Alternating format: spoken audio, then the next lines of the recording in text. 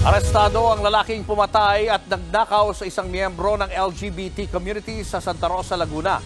Hindi na raw ito ang unang beses na ginawa ng suspect ang ganitong modus.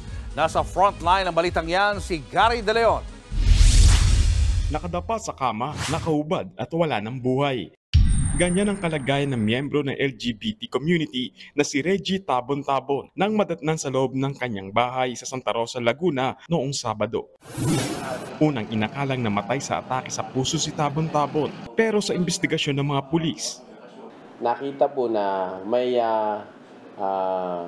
big mark po ng inastrangle po itong biktima natin.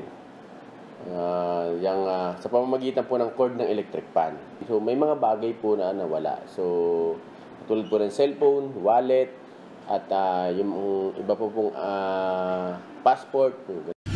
Dahil dyan ay nireview ang mga kuha ng CCTV at sa isang ang video, kitang pumasok sa bahay ni Tabon-Tabon ang isang lalaki may takip sa ulo at naka-face mask noong Huwebes. Ilang minuto siyang nanatili sa loob at lumabas na may dala ng backpack. Nang ipanood sa mga kamag-anak ni Tabon-Tabon, nakilala nila ang suspect ni si William Baclao. Nagtatrabaho siya bilang driver ng biktima. Kaya mapapansin po natin doon sa CCTV, malaya-malaya po siyang pumasok as if na kanyang bahay talaga yon. Agad nagkasanaman ng operasyon ng Santa Rosa Police kung saan naaresto ang suspect. Estado, may warrant of arrest ka, ha? May karapatan ka manahimik. Ano mang sabihin mo, pwedeng gamitin laban o pabor sa'yo, ha?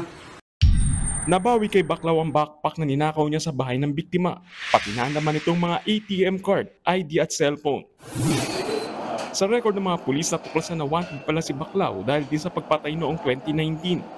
There was again po, year 2019 na pinatay ng suspect, kasama niya yung may kasama siyang dalawa. Sa pamamagitan din po ng pagbikti, gamit din po ang cord ng electric fan.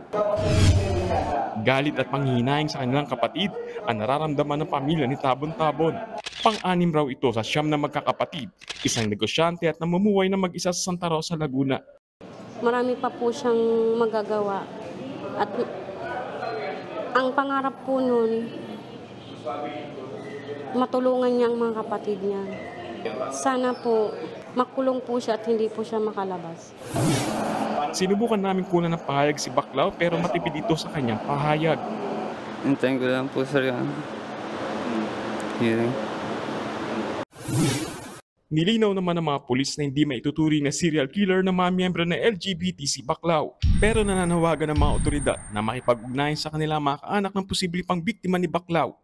Nagbabalita mula sa Frontline, Gary De Leon, News 5. Mga kapatid, Julius Babaw po. Iba na ang may alam at may pakialam sa panahon ngayon.